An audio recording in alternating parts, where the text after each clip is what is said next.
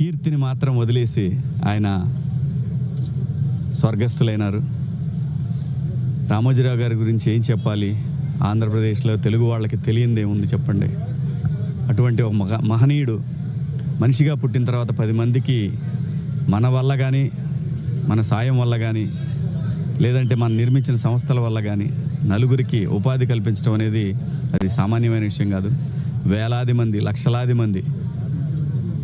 లక్షలాది కుటుంబాలకి ఆయన అన్నం పెట్టారు.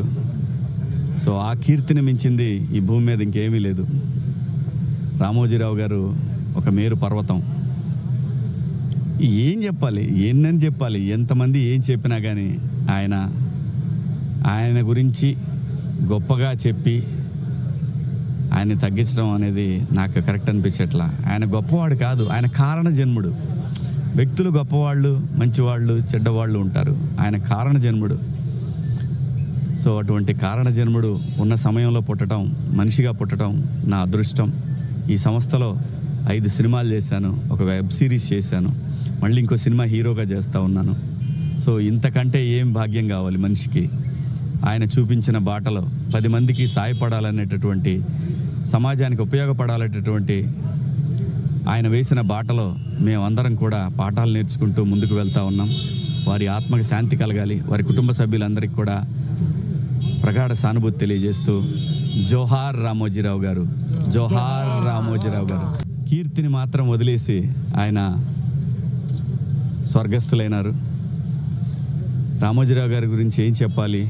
ఆంధ్రప్రదేశ్లో తెలుగు వాళ్ళకి తెలియందే ఉంది చెప్పండి. అటువంటి ఒక మహనీయుడు మనిషిగా పుట్టిన తర్వాత 10 మందికి మన వల్ల కానీ, మన సాయం వల్ల కానీ, లేదంటే మనం నిర్మించిన సంస్థల వల్ల కానీ నలుగురికి ఉపాధి కల్పించడం అనేది అది సామాన్యమైన విషయం కాదు. వేలాది మంది,